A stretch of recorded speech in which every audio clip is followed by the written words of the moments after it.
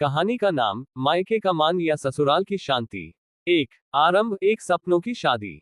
शालिनी का जन्म इलाहाबाद के एक प्रतिष्ठित परिवार में हुआ था।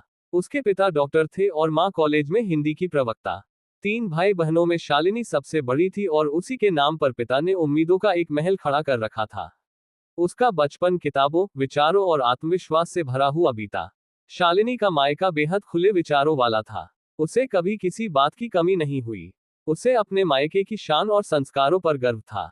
शादी के बाद भी वो अक्सर कहा करती, हमारे घर में औरत की इज्जत सबसे ऊपर होती है। उसकी शादी पटना के अभिषेक नाम के एक लड़के से तय हुई, जो बैंक में मैनेजर था। अभिषेक का परिवार संयुक्त था, माँ बाप, छोटे भाई भाभी और एक बूढ़ी दादी।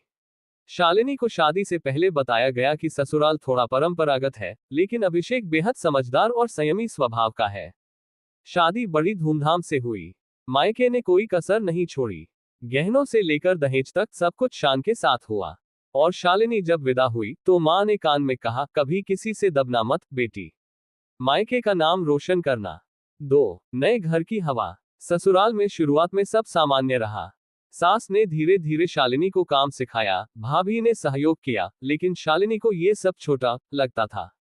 उसे लगता, मैं इतनी पढ़ी लिखी हूं और ये लोग मुझे रसोई में लगा रहे हैं।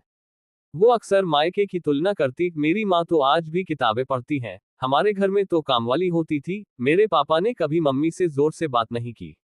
धीरे धीरे उसके स्वभाव में रूखापन आने लगा। छोटी छोटी बातों पर ताने मारना, सास के किसी सुझाव को टालना, भाभी के कामों में नुक्स निकालना, ये सब आम हो गया।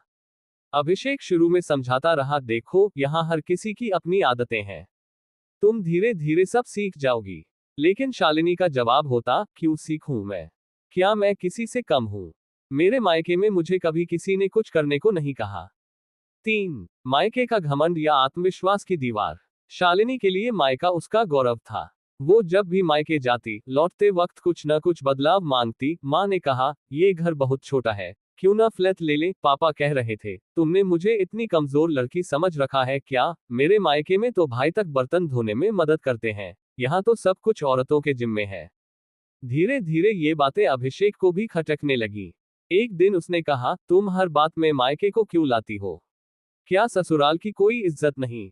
शालिनी का जवाब था, जब तुम अपने घर को अपनी शान समझते हो, तो मुझे अपने मायके की शान क्यों नहीं जताने दूं? अभिषेक चुप रह गया, लेकिन उसका दिल भीतर से टूटने लगा। 4 टूटते रिश्ते। एक दिन जब अभिषेक की मां बीमार पड़ी और शालिनी से कहा गया कि कुछ दिनों के लिए खाना खुद बना ले, तो वो तिलमिला गई। मैं कोई नौकरानी नहीं हूँ। मेरे मायके में बहुएं ऐसी गुलामी नहीं करती। ये बात घर में सबको बुरी लगी। भाभी, जो अब तक चुप रहती थी, कह बैठी, हर घर का अपना ढंग होता है। मायके में कुछ और होता है, यहाँ कुछ और। तुम्हें ससुराल की भी उतनी ही इज्जत करनी चाहिए। शालिनी बिफर पड़ी, मतलब मैं मायके का नाम ही लेना छोड़ दूं? सासू माँ धीरे से बोली, नहीं बेटी, लेकिन जब हर बात में मायके को लेकर अहंकार दिखे, तो ससुराल में प्रेम कैसे जगेगा? इस बात पर घर में भारी सन्नाटा छा गया।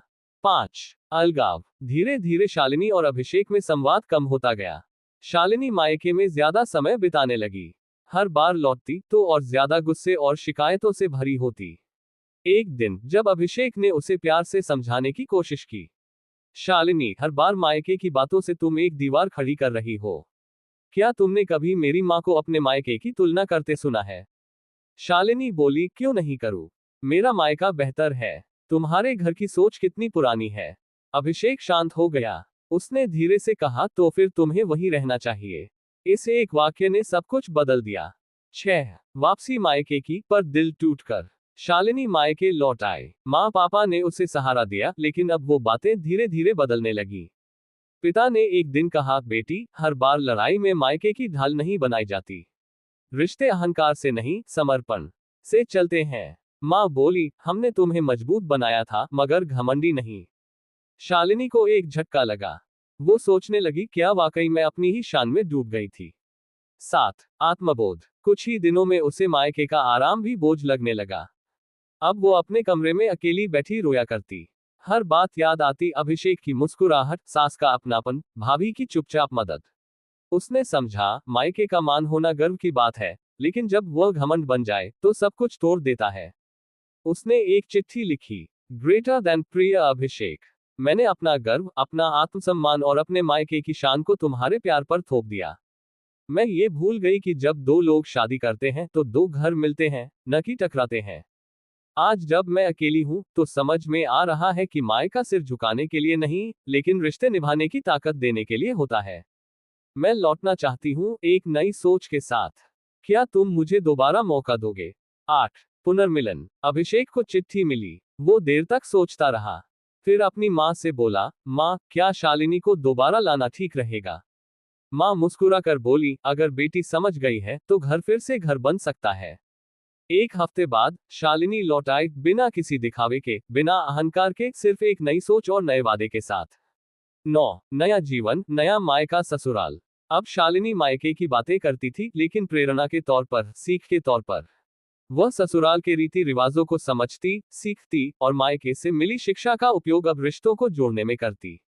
अब वो कहती थी, मायका मेरा गर्व है और ससुराल मेरा जीवन।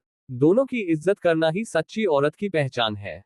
समाप्त। शिक्षा। इस कहानी के माध्यम से हम समझ सकते हैं कि मायका हर स्त्री के लिए शक्ति और सहारा होता है, लेकिन जब उस पर घमंड किया जाए और ससुराल की अनदेखी हो, तो वह शक्ति भी रिश्तों को तोड़ सकती है।